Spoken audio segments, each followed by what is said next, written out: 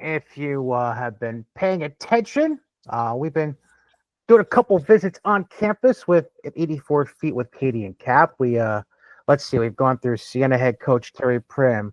We just recently had UAlbany seniors Lily Phillips and Megan Herder. We're going to stick with the Great Danes here. Another pair of, well, technically a graduate student and a senior, but they are both on the Great Danes as well. One of them from Saratoga, the other from Shenendahowa.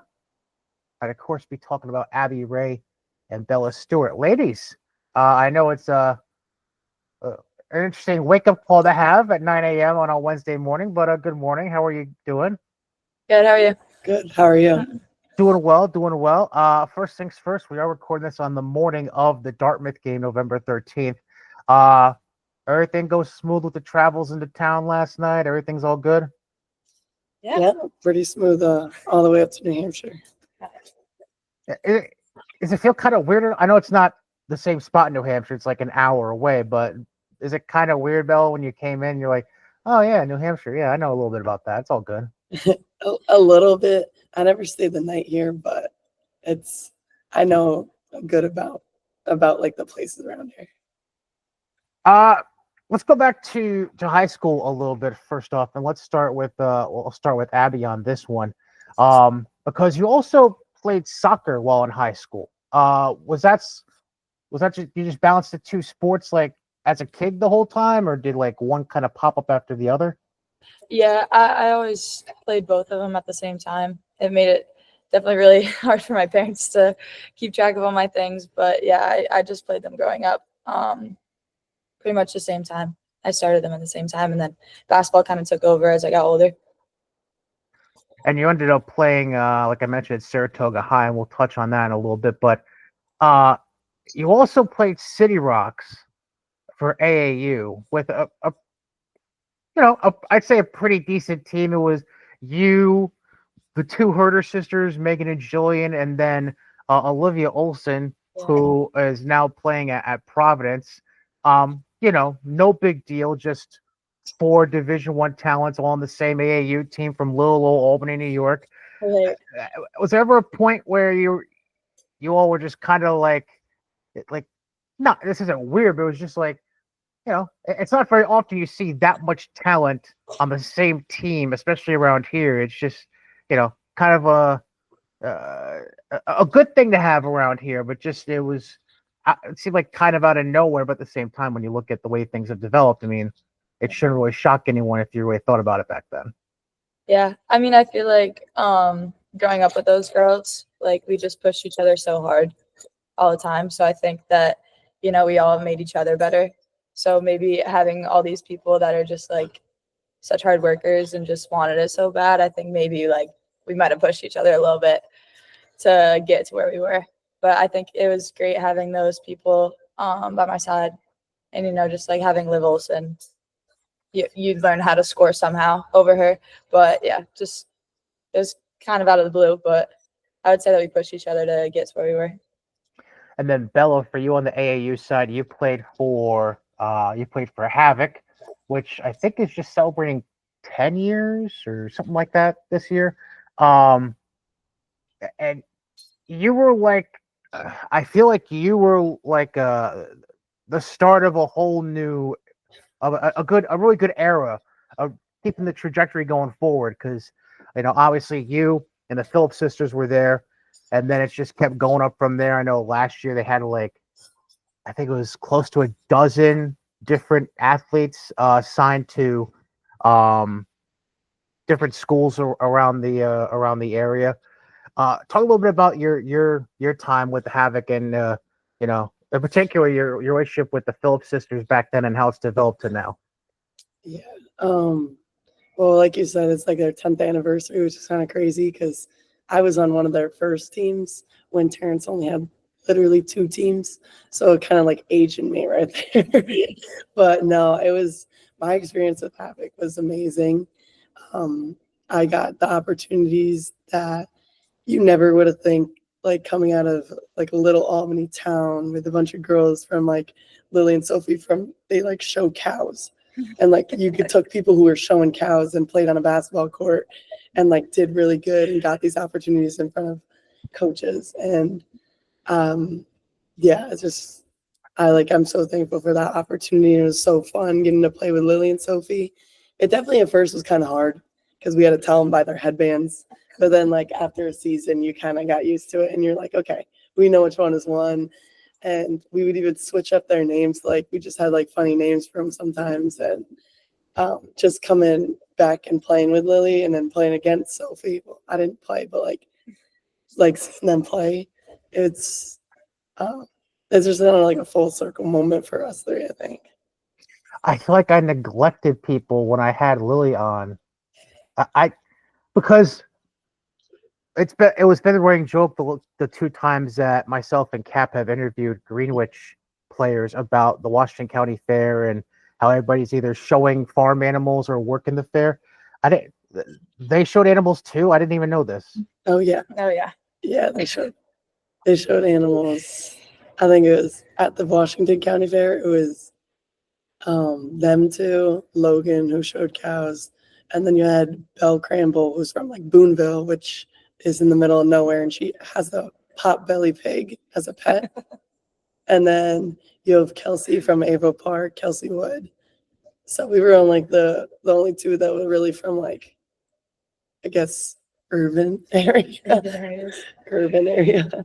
You were just not about that business at all. Just kind of like, oh, that's interesting. That's all right. Yeah, I know we all went to like the Washington County Fair once, and I was a judge for like the best dressed cow. I really didn't judge it. I was kind of like, this is a sport or like something that they find fun. Right. I totally forgot Logan. She was on Havoc too, wasn't she? Yeah. I keep forgetting that. Now she's killing it at SUNY Cobleskill, Yeah, doing her thing. Let me transition into your high school programs. I'll stick with you, Bella, to start with this. Just talk a little bit about being at Shem, because that's like, it's, as somebody who never went to a school before college, as somebody who never went to a school that had more than 550 students, the idea of going to Shenandoah every day, or really any public school, Albany, Schenectady, Troy, Saratoga, thanks but no thanks. Too many people. I'd lose my mind.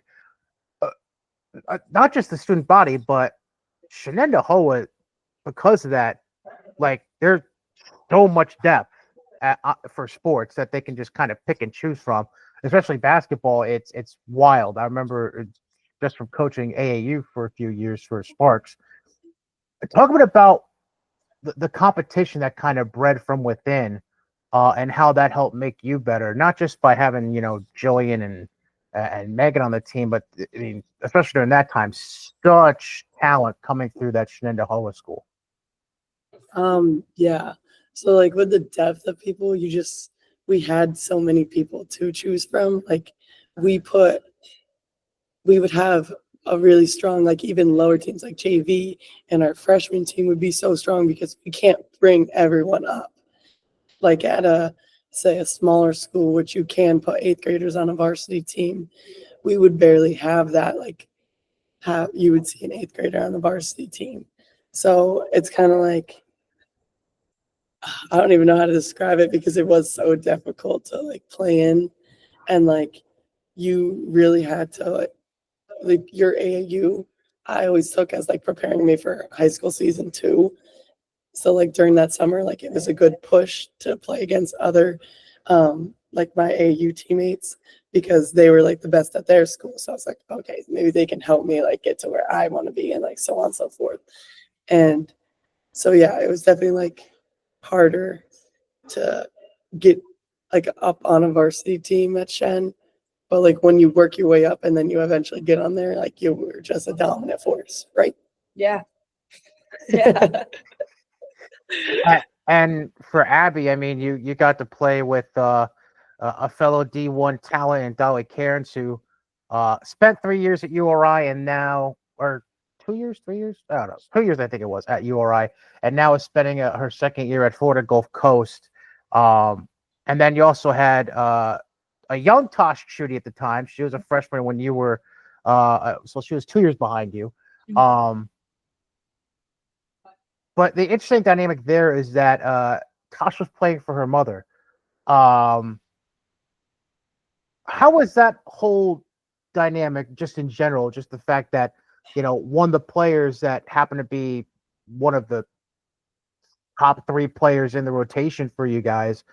How do you feel like that played out, and how was coach all in all between off the court and just helping grow the program and then moving things onto the court and getting yourselves to like a sectional final like you guys did in 2020.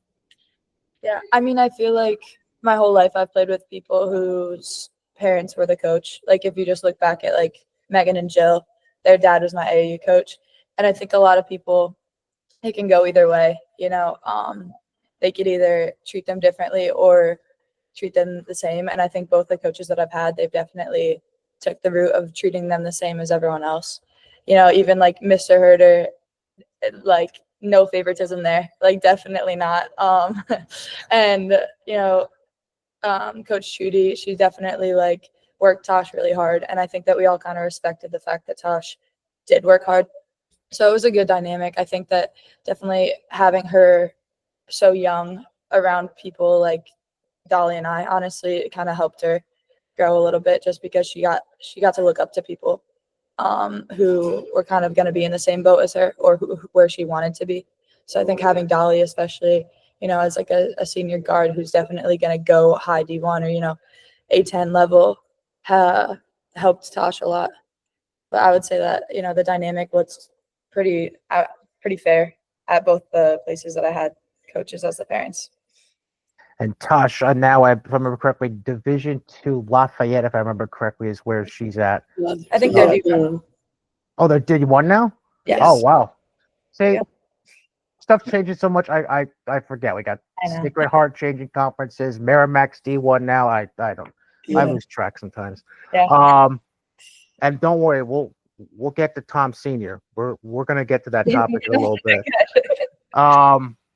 As far as we mentioned Dolly now. Just how about her? Because she was, I mean, she had it up. She was up against it in a lot of matchups. Because for as talented as you guys were at Saratoga, it seemed like any time Saratoga had a game, all I'd ever hear about was, don't let Dolly be open within 30 feet of the basket. Make sure you're on Dolly. Make sure you cover Dolly. Everybody's worried about that, or doubling her, or whatever it may be.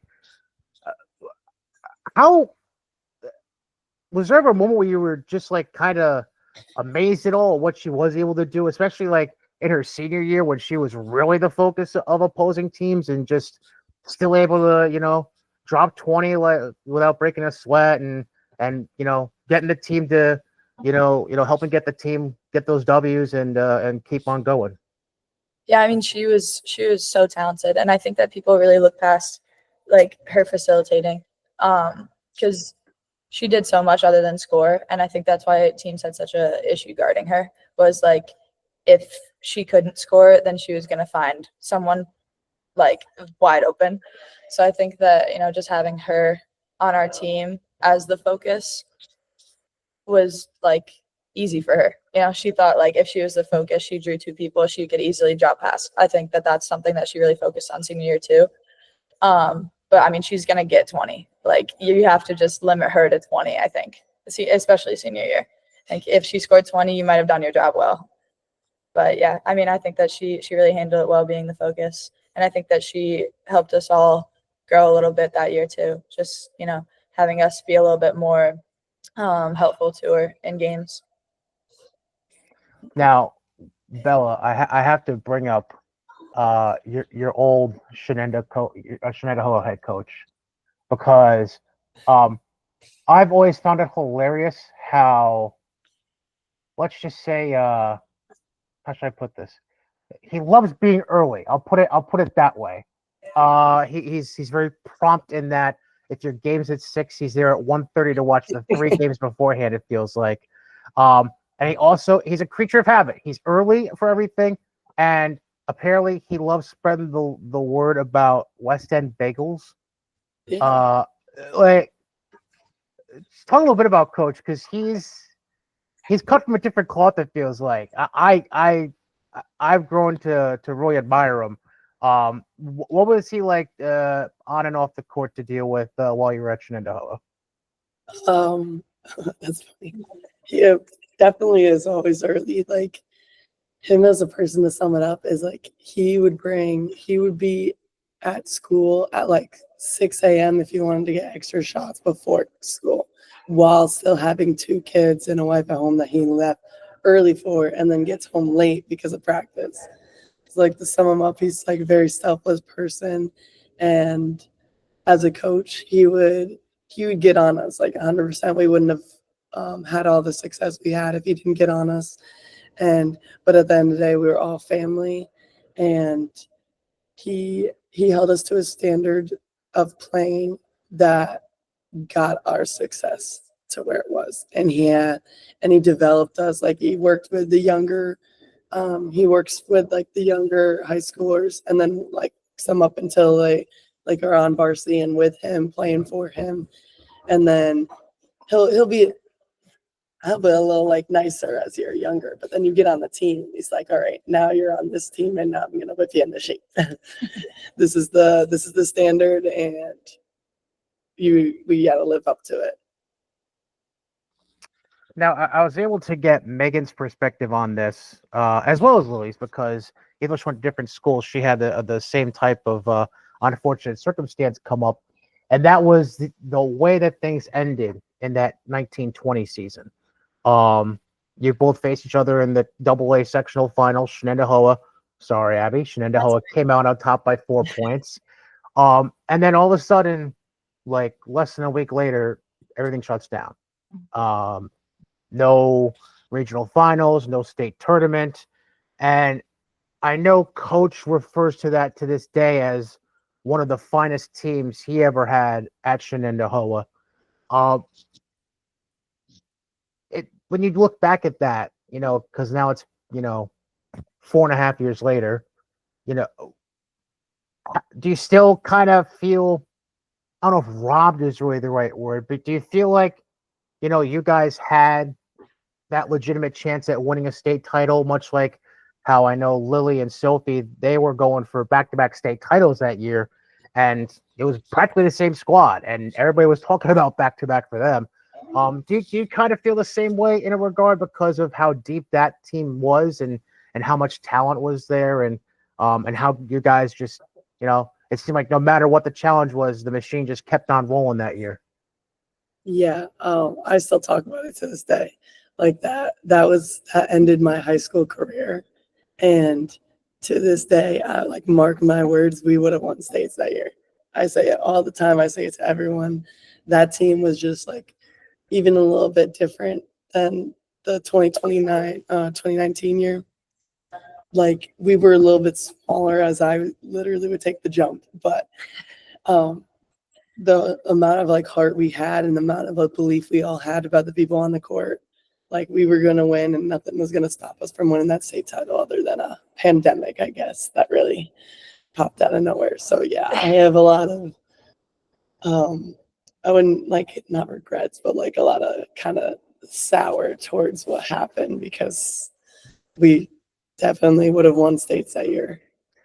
And I'll just throw out a reminder to all the fellow Section 2 historians. This was a good chunk of the roster from that 2019-2020 team. Jillian Herder, Simone Walker, Riley Carpenter, Bree Carey, Cam Wathers, Caitlin Wachowski, Megan Herder, you, Bella, Emily Delisle, Maddie Cousins, and Kaylee Montanez. Just, if you weren't sure about some of those names at that point, you found out about them by the time 21-22 rolled around. So it's just when we speak lovingly and glowingly about the 1920 Shenandoah team, just go look up the roster and see what happened eventually with that team, and it's crazy. I do want to talk a little bit about, just stick with the COVID topic for a minute here. I'll start with Abby here.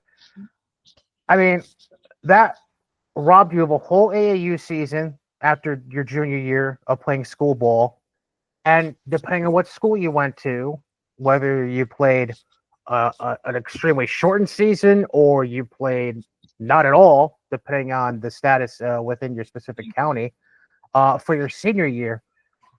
How much, like, obviously you end up going to UAlbany and you've been there your entire college career, but how bad did COVID mess up any potential recruiting you still were looking to have? Because it's all about getting eyeballs on you. So the more showcases you do, the more travel balls you do. I mean, coaches are going to be there during the live recruiting periods.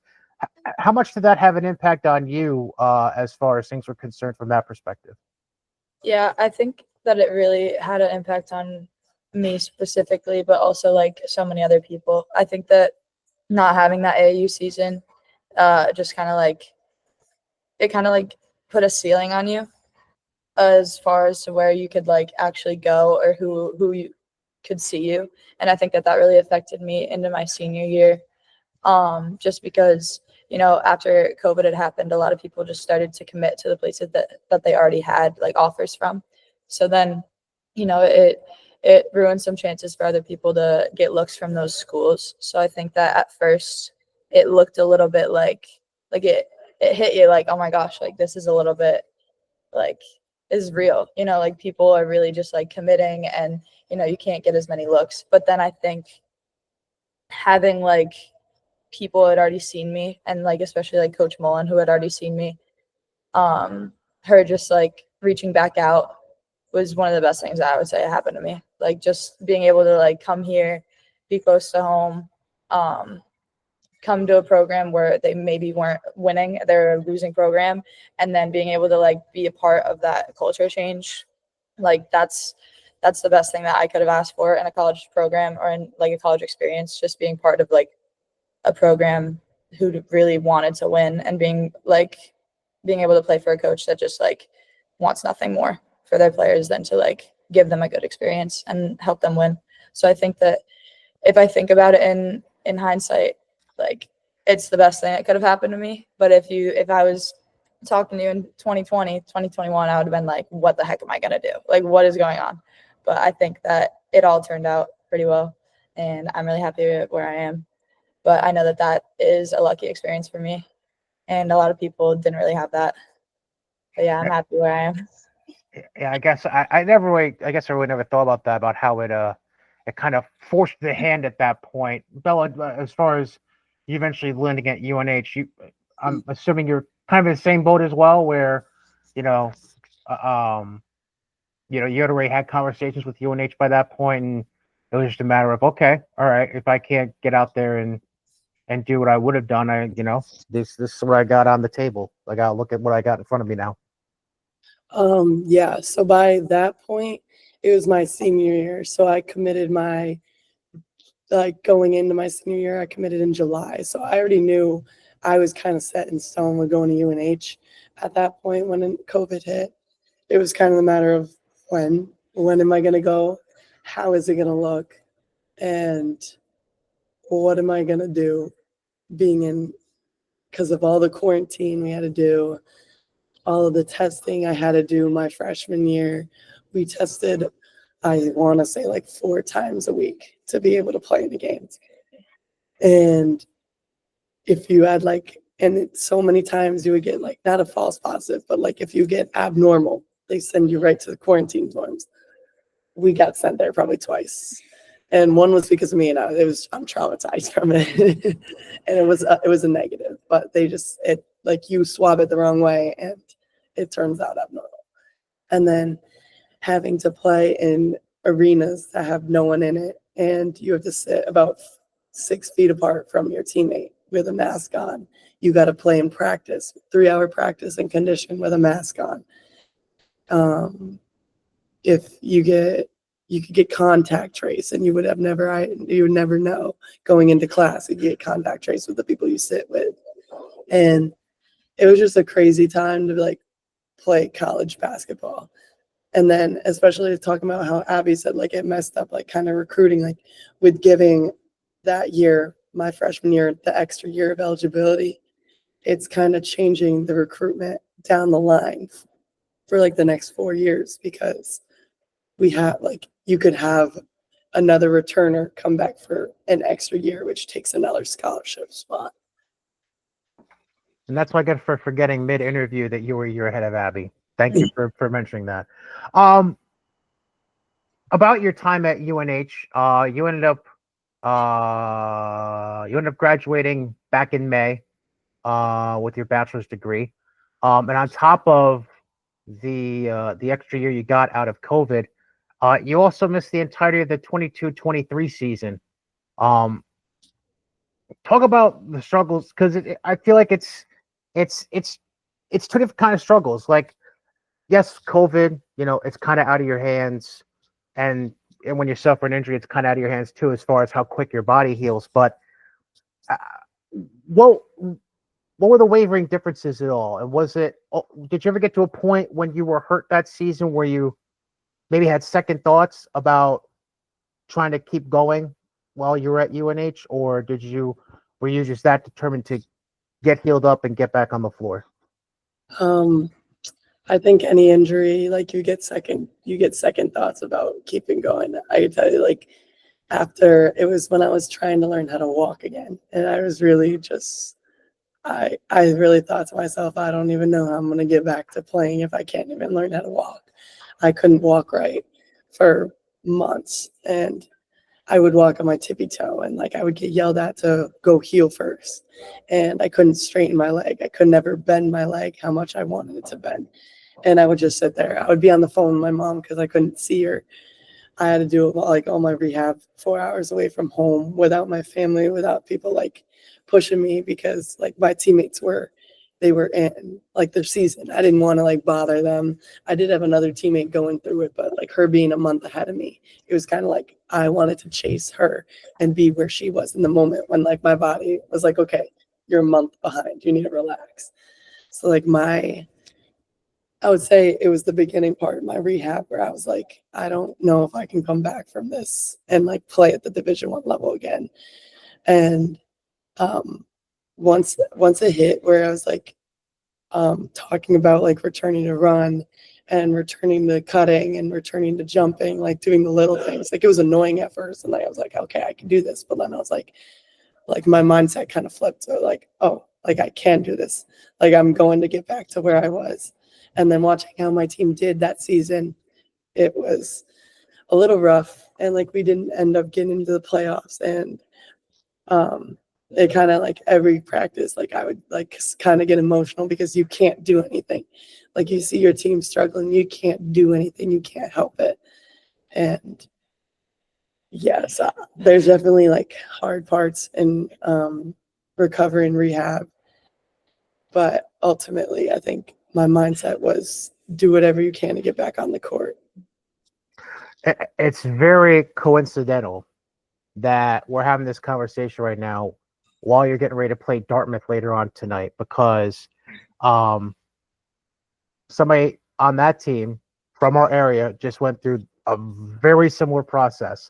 And I remember talking to Ellie Surf, who's now a freshman at Dartmouth, constantly during her senior year at Bethlehem, and feeling, for lack of a better phrase, she felt helpless at points. Even though Bethlehem didn't end up going to, all the way to the AA finals against Naval Park, she would just say at times how helpless she felt, that the times where her team were not producing at the level she felt like they could, how she literally couldn't do anything about it because she was mid-rehab returning. So totally get that when you bring that up. Now we got to transition to you switching teams within conference. You graduate from UNH and you decide to use your grad year at UAlbany. How did those conversations happen, and how the heck did you keep it a secret from Megan Herter as much as you did? Oh man. I don't know how I kept it a secret from Megan. I honestly wanted to surprise her because it was Lily who like started talking to me about like, oh, like what are you gonna do after? Like, are you staying? This, that. I was like, oh. During that season was rough. And I think ultimately with having 2 years left, I kind of took it as a little advantage, I would say, because instead of like 1 year left as a grad, I have 2 years left to really like get into the culture of a new team and then like have 2 years of that culture in me pretty much. So I took that as like a little like plus in my book. And so when I ultimately decided that I was going to transfer, I was a little overwhelmed at first because like it like schools in other than in high school, like they couldn't contact you for the longest time.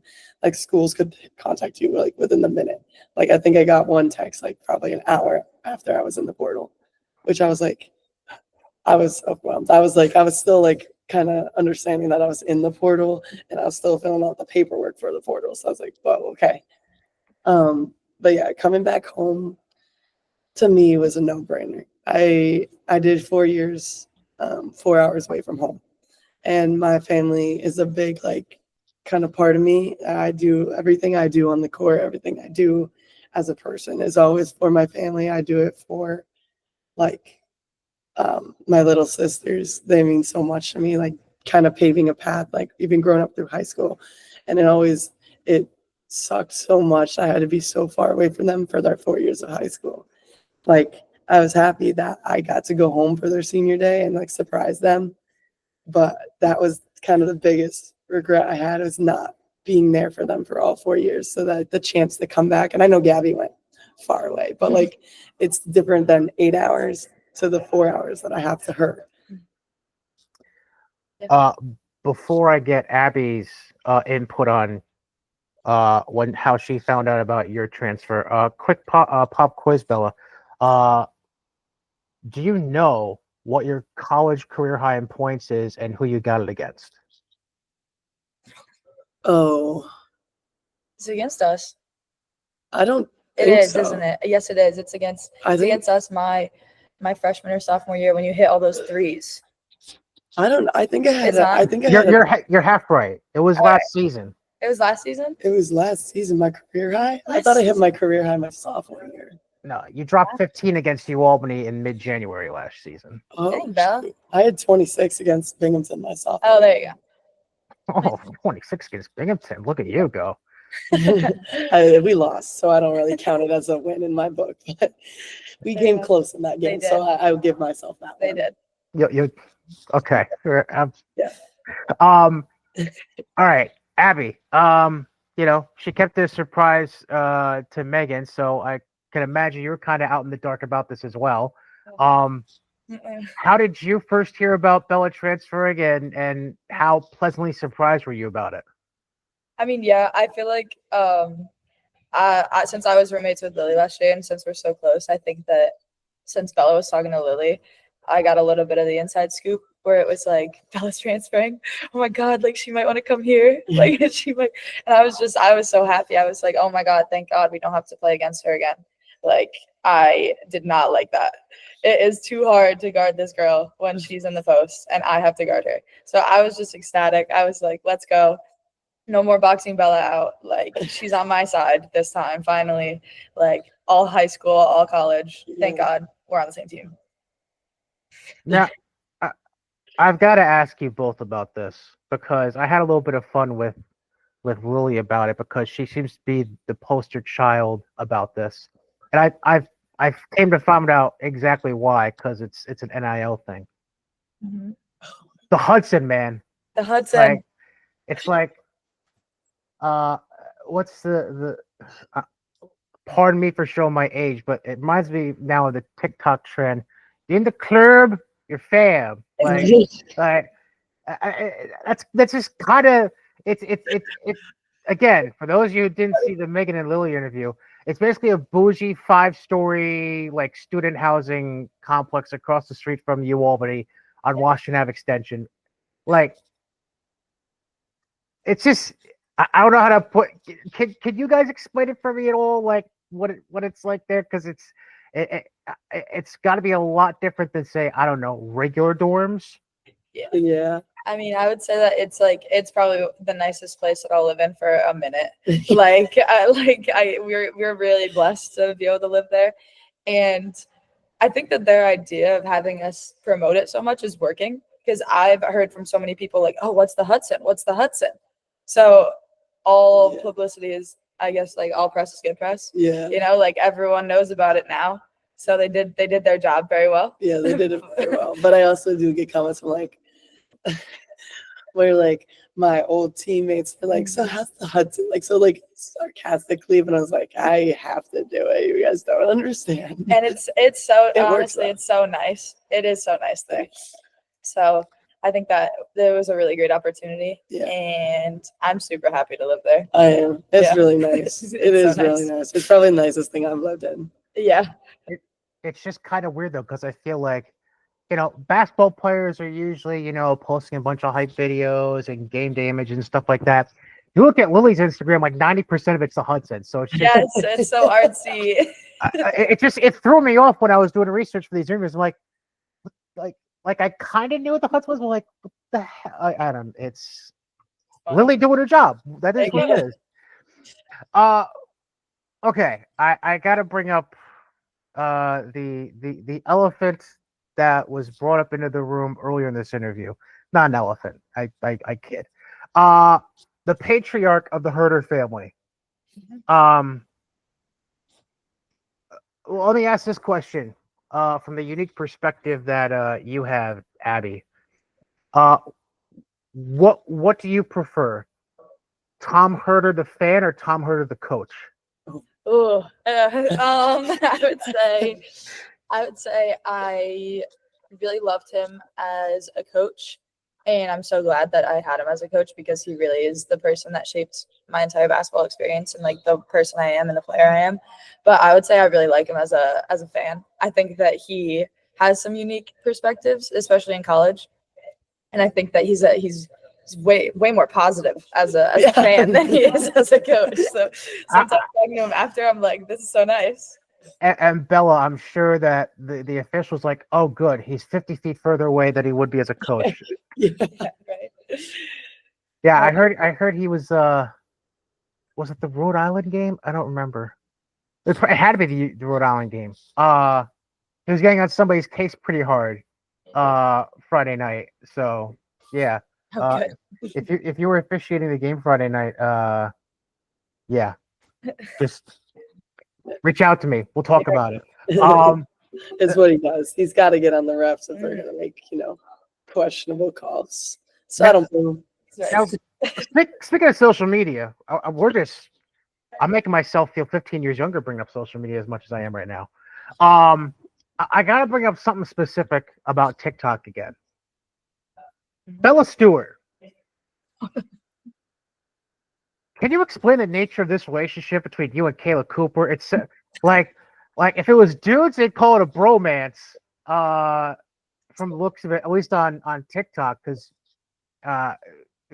you seem to be having a grand old time at UAlbany, but I've heard the relationship you have with Kayla is a pretty special and interesting one. What is it about the two of you that's just hit it off as well as you have? Yeah, you know what? It's actually crazy because, like, if you would have told me last year that I was going to be best friends with Kayla Cooper, I would have been like, "You're joking." It's just we yell at each other too much on the court. I don't know how this is going to happen. Like, other than us and yelling and one in our faces, pushing each other on the court. You know what? It's been a great transition. And when I came here, I didn't think like her personality didn't fit how she plays on the court at all because she's very serious when she plays. Being on the other side of having to play against her. Yeah, I didn't expect this at all from her. And I don't think she expected it from me either, but like we're like two peas in a pot. Like we just bounce off each other. Like our brains are kind of like just like formulated the same. I don't even know how to describe it. It's so funny. Like if I say a funny thing, she'll just back it up and like we'll just like They're, be like, laughing in our own constantly little circle. back and forth and back and forth. It's so funny. Does it ever get annoying I at don't know all? what we're talking about, but we'll be talking about anything. Never annoying. It's like having two of them. Literally, it's the same person. Yeah. Would you consider them like the class clowns of the team the way they are? I would say that Bella and Kayla are probably two of the funniest players on our team. That's And what we've been asking. We've been asking this question too. Yes, I think that that's a very accurate representation, and I think that it's crazy that there's two of them. It's funny. They're always constantly making us laugh too. Abby, you've had the unique perspective of being on the squad for 4 years now, so I'll focus on you with this question. Uh, Coach Mullen, I mean, you know, she has really made sure to maintain a winning culture with that program, which, going back pre-Coach Mullen, Katie Abrams and Henderson brought a tremendous reputation with her when she left UAlbany with the way she built that program about a decade ago. And Coach Mullen has just maintained the flow, it feels like, with that UAlbany program there. Just talk a bit about Coach Mullen and how special she has been to the squad and specifically to your career. Mhm. I think that Coach Mullen is probably just one of those people that's just very genuine in the fact that she's going to tell you exactly what she wants from you. And she expects so much from us. And I think that that's something that, like, once you get here, you're like, I just want to live up to it. And like, I just want to do right by her because she's done right by me. And I think that she just brings like this fire. Like, you've talked to her, you've met her, like, that she just brings this fire like all the time. So I think that having her as a coach and being so passionate about what she believes in has been really, like, it's just been easy for me to kind of like build off of that relationship. And I think that, she knows how hard we can work and how well we can do if we just kind of like push ourselves to a point. So I think that having her as a coach and just having her push us as hard as, she knows that we can go has been super helpful. And I think that coming in freshman year and just kind of like buying into this culture was what, propelled us forward, because we were so bought in freshman year.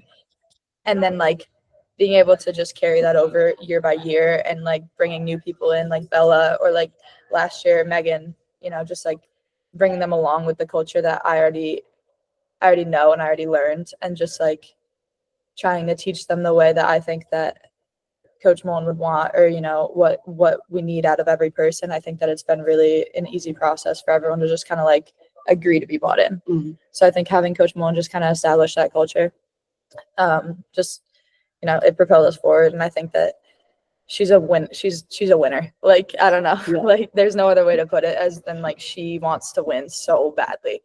And I think that just spreading that around to everyone else, like we all are just like, we want to win so badly.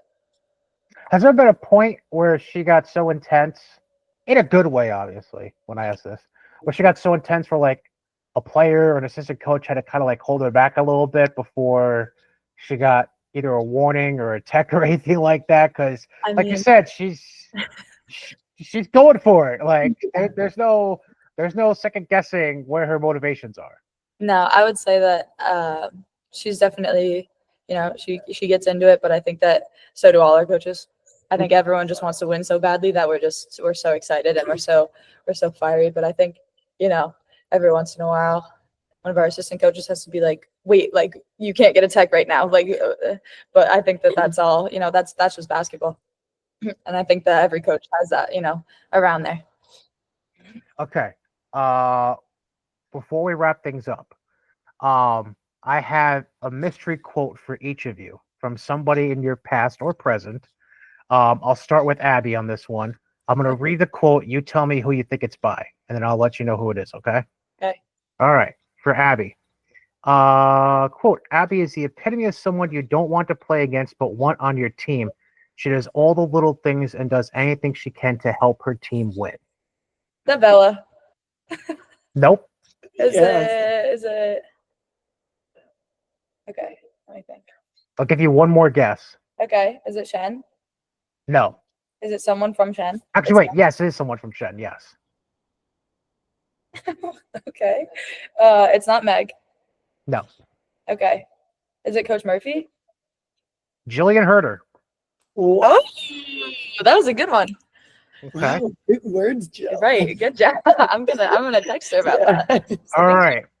Bella, this one's for you. Quote, she is a role model in every aspect, helps try to calm people down when their minds are wandering, but on the court, she puts in so much effort to be the best she can be. Even after all the adversity and injury she has faced, she works her butt off to get back, and it's really inspirational. Wow. That's hard. That one goes second. I'm gonna throw it out there because I feel like she would say this, and I know she did an interview. Was it my sister? You're right. It's Gabby Stewart, Yeah. Good job! Oh my Yeah. gosh. which is how I want to end this because your sisters were a treat to cover the last few years. You mentioned Gabby earlier with her being at Brockport now. With if you think there's a lot of Section 2 talent at UAlbany, go look at the roster at Brockport. There's like a half dozen of them. Yeah. And then her twin Abby stayed local. Isn't playing ball though. I'm not gonna hold that against her, but she's at Hudson Valley right now. And I heard she's gonna be some brainiac doing doctor stuff eventually. Yeah. Way above my pay grade. I'll leave that alone. But talk a bit about your younger sisters, and I mean they're your sisters. There's got to be like a special sense of pride in seeing the young ladies they've grown into, and Gabby continuing to play ball over at Brockport. Yeah. Oh, I could talk about them for hours.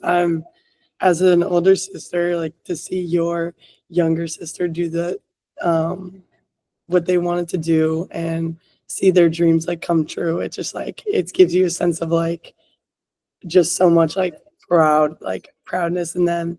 Like I'm so proud of my sisters. My sisters went through so much, having to go through COVID and like having to be recruited during COVID. They pushed through. They pushed through like having tough coaches where like they didn't really believe in themselves anymore. And they got to the point where Gabby's playing basketball out in Brockport. I just watched a couple of their games out, and they were playing in Ohio, and she got like good minutes, and she did 2-1 in there, and she played just like herself. And she was worried she's been worried for months about how she's going to play at the college level and if she was going to play. And I was like, yeah, you're going to play. Like, I know you, and like they're going to need you out here. Like she is the toughest person I think I've watched. And I know I watched her interview, and she talked about how she thinks she's the tougher one, which pre-ACLs and pre-knee injuries, there was no shot she was. But I'll give it to her now. She's definitely a tougher one now. She's like a pit bull on the court. Girl bounces everywhere. So I really am proud of where she is now and how she got there and all like the adversity she had to push through. Because like it is true, like she and Abby both had like a kind of hard time getting through, like everyone saying that they're my sisters. And I was like I don't believe that. Like you making your own name. And then there was one time I got called Gabby's sister, and it was like, yeah, this was on top of Gabby's world after her like flag football career, her spring in her senior year. So I'm just so proud of them, and Abby's doing what she wants to do. She's working now, and this is terrible to say, but like we've never held a job. So like to her, seeing my mom's like, Abby has a real job, and having her do that. She's on her, like she's so independent now, and like being a twin, like having that independency you never really see, and her being independent now and doing things on her own. I'm just so happy to see her kind of grow into like an independent woman like she is, and she's working into wanting to be an ultrasound tech, and she has like she tells me her plan probably every other day. I'm getting this degree and this degree, and then I'm getting this certificate, and I'm like, wow, like she has it all planned out, and I'm so proud of her. And her decision to not play basketball wasn't easy. It wasn't easy on her at all. But like for her being like okay to step away from the game, like I just hope I take it as well as she is when I get finished. Well, I'll say this. Yeah, Gabby and Sydney DeLisle made quite the tandem for flag football back in the spring. And secondly, I can't tell you how many times I watched Gabby, especially during her senior year last year at Shenton. I was like, God, that's Bella Jr. That's creepy. Like, just mannerisms, diving on the floor. It was like, I feel like I was taking a flashback 5 years whenever I saw that. But that's another conversation for another day. Abby Ray, Saratoga grad, Bella Stuart, Shenandoah grad, both on UAlbany Great Danes as they are about to get ready to take on Dartmouth tonight out in New Hampshire. Ladies, thank you very much. Enjoy the rest of your day. Good luck with Dartmouth, and good luck the rest of the way. And like I told the other two, let's get that America East trophy back home where it belongs in UAlbany. Let's go. That's Thank their you plan. so much. Thank you so much.